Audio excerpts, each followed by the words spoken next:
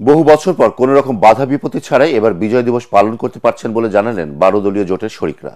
16 ডিসেম্বরকে সামনে রেখে তারা বলেন, একটি সুখী রাষ্ট্র গঠন করতে হলে সবাইকে মিলেমিশে এগিয়ে যেতে হবে। রিপোর্ট করছেন এস এম আশরাফ। বিজয় দিবস এর আগেও পালন করেছে বিএনপি সহ সমমনা দলগুলো, কিন্তু গত এক যুগে এতটা স্বাধীনভাবে মাঠে নামতে পারেনি তারা। মামলা, হামলা, গ্রেপ্তার আতঙ্কে যতটা সম্ভব নিরাপদে থেকেই অংশ নিতে হয়েছে বিভিন্ন কর্মসূচিতে। তবে এবার প্রেক্ষাপট ভিন্ন বলেই মনে করেন শরিক দলের নেতাকর্মীরা।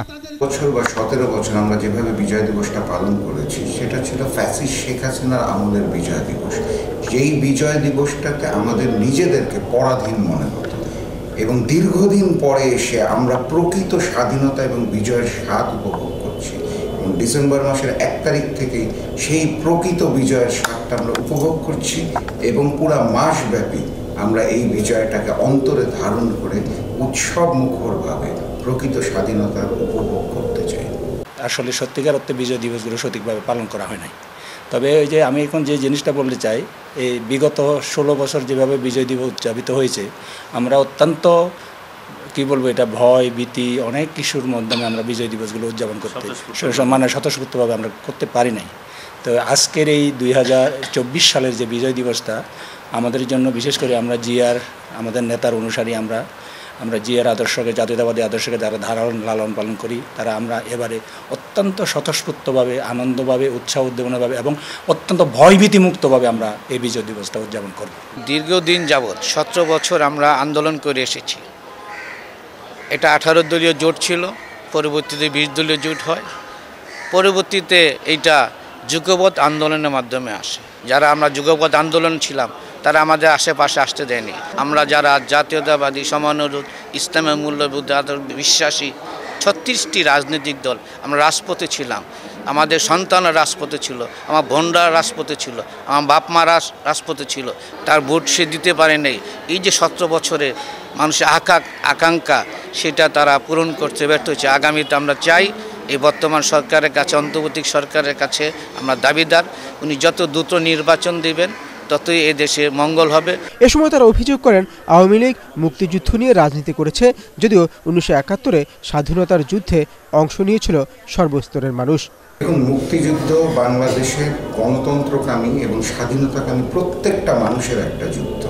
শেখ মুজিবুর রহমান এবং শেখ পরিবার এই মুক্তিযুদ্ধটাকে আওয়ামী লীগের নিজস্ব পারিবারিক সম্পত্তি বানাতে চেয়েছিল, যেটা 71 পরবর্তী সময়ে আমরা দেখেছি এবং ফ্যাসিস্ট হাসিনা আমলেও দেখেছি।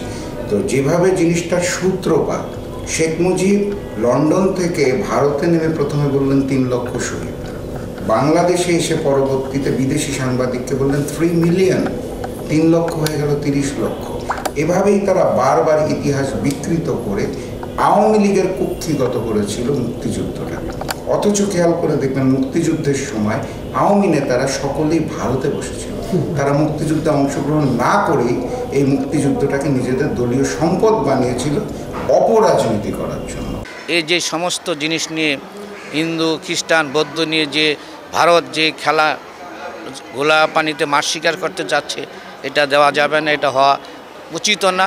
তাই আমি অন্তর্বর্তীকারী সরকারকে বলবো, উনি এই দেশেও বিদেশে সকলের কাছে গ্রহণযোগ্য একজন ব্যক্তি।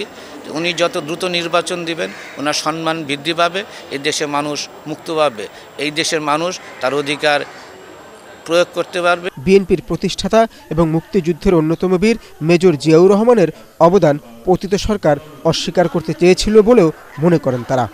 তারেক সাহেবের কাছে অনুরোধ করব, রাষ্ট্রীয় ক্ষমতা গেলে অবশ্যই এই শহীদ রাষ্ট্রপতি জিয়াউর রহমানের যে 19 দিনের মাথায় শেখ হাসিনা আসার পরে মৃত্যুবরণ করলো, তার দায়িত্ব শেখ হাসিনাকেই বহন করতে হবে। তারেক রহমানের পক্ষ থেকে সত্যিকার রাজনীতিতে আমরা ফিরে আসতে চাই। গতানুগতিক রাজনীতিতে আমরা আর ফিরে যাব না।